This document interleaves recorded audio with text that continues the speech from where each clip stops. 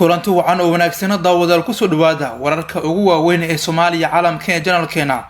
Qodobada maanta aad ku daawan doontaan waxaa ka mid noqon doona wararkii ugu dambeeyay geerida General Farxaan Maxamuud Aadan, taliyihii ciidanka booliiska gobolka Banaadir oo qarax lagu dilay iyo faahfaahin dheeraad oo ka soo baxaysa xogta macluumaad ku saabsan cidda ka dambeysay iyo cidda fulisay dilkiisa. Ma salaad taliyahaniisa oo farta lagu gadayo waa daawan doontaan.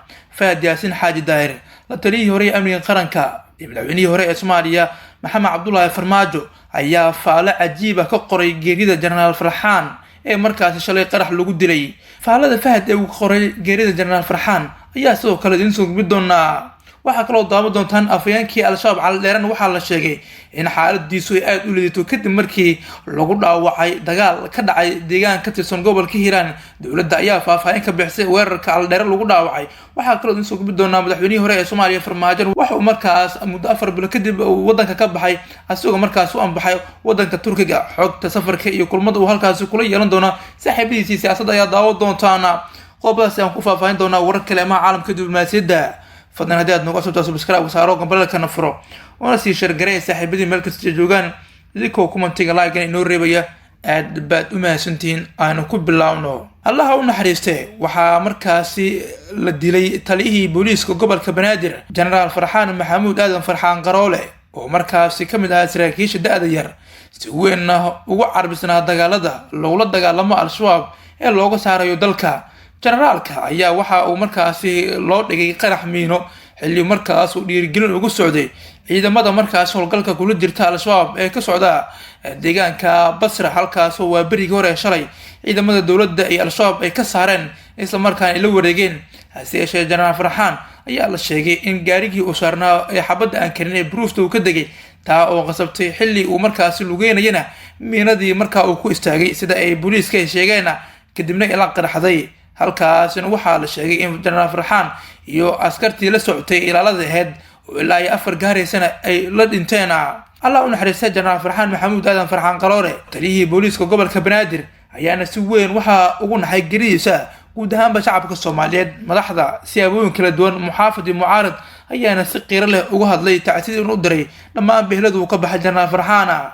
dhinaca kale Fahad Yaasin Xaaji Daahir, la taliyihii hore ee amniga qaranka madaxweynihii hore ee dalka Maxamed Cabdullaahi Farmaajo ayaa si cajiib ah uga hadlay faalana ka qoray Farxaan Maxamuud Aadan Farxaan Qaroole taliyihii booliiska gobolka Banaadir.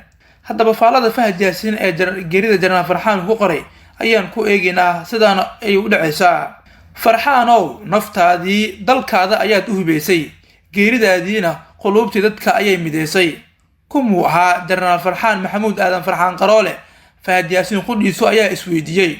wiil dhalinyaro ah oo gaaban misna caata ah oo haddana bashaash ah sida magaciisa ka muuqatana aad farxaan u ah, fariidnimada u dhashay, hadal yar misna qorshe dejisan kara, qarankiisa iyo maskaxdiisana daacad u ahaa, dhiiggiisa iyo dadkiisa u horay dalkiisa godkii jannadana markaas u galay insha Allah isagoo difaacaya sharafta iyo jiritaanka ummadda Soomaaliyeed.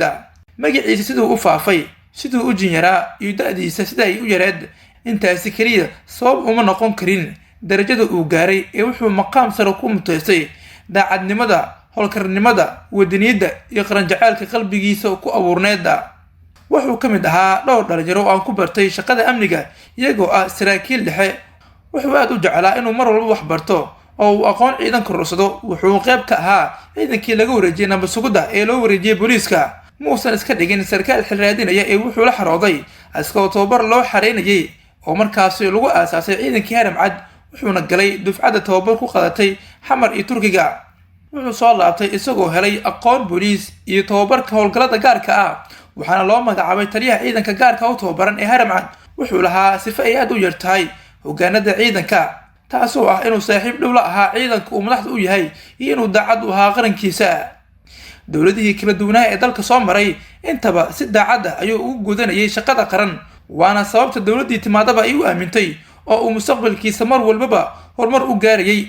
3 qolo ayaa mudan inaan ugu tacsiiyo geerida xanuunka badan ee ku timid walaalkeen haliyey General Farxaan Maxamuud Qaroole. qolada koowaad waa qoyskiisa oo ay ugu horeeyaan waalidkiisa, xaaskiisa iyo caruurtiisa. waxaana leeyahay geeridu waa xaq, samir iyo iimaan allaha idaga siiyo, marxuumka jannadii allaha geeyo, ilmihiisii iyo qoyskiisana allaha dhooro oo barakeeyo, waalidkiisana waxaan si gaar ah u leeyahay qadarta ilaahay raali ku noqda, rabbigii abuuray ee koonkan keenay baana haddana naga ceshaday.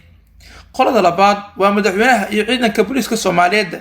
madaxweynaha Jamhuuriyadda Federaalka ee Soomaaliya mudane Xasan Sheekh Maxamuud ahna la taliyaha guud ee ciidamada qalabka sida, waxaan leeyahay mudane madaxweyne, waxaan kula qaybsanayaa xanuunka iyo tacsida geerida ku timid Generaal Farxaan Qaroole oo maanta shahiiday isagoo gudanaya waajibaadka qaran ee aad fartay oo ah la dagaalanka argagixisada.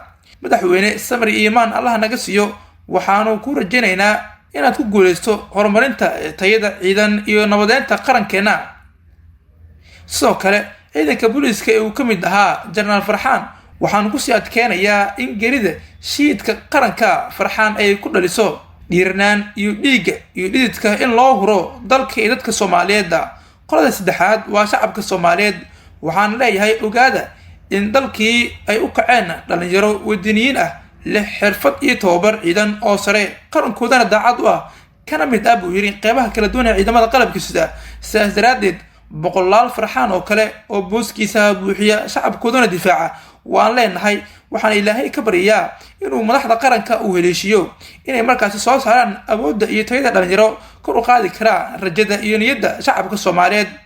walaalkay Farxaanow, waan ogahay inaysan ku soo gaaraynin fariintan, laakiin waan ku qasbanaaday inaan kuu soo diro. Farxaanow, inaad jid xaqa ku dhimatay, inaad dalkan daacad u ahayd, inaad sarkaal qaran ahayd oo aad ka saraysay siyaasadda, waxaan ku gartay madaxdii ummadda Soomaaliyeed oo dhan khilaaf kasta oo dhexdooda yaalay intay gees kaga dhigeen waxaa mideeyay inay ku wada duceeyaan, ku wada ammaaneen, iyagoo markaasi ku wada jecelna aad shiiday naftaadii dalkaada had u hibaysay, geeridaadiina dadkay midaysay. rabbigee jannada guri ha kaaga yeelo, dembigaagana adduun xasaanad ha kugu bedelo, annagana gadaasha eebba nama fidneeyo, ayuu ku soo gabagabeeyey faalada Fahad Yaasiin Xaaji Daahir, la taliyihii hore amniga qaranka ee madaxweynihii hore Soomaaliya Fahad Yaasiin Xaaji Daahir uu ka qoray geerida Generaal Farxaan Maxamuud Aadan Farxaan Qaroole, taliyihii booliiska gobolka Banaadir oo markaasi qarax lagu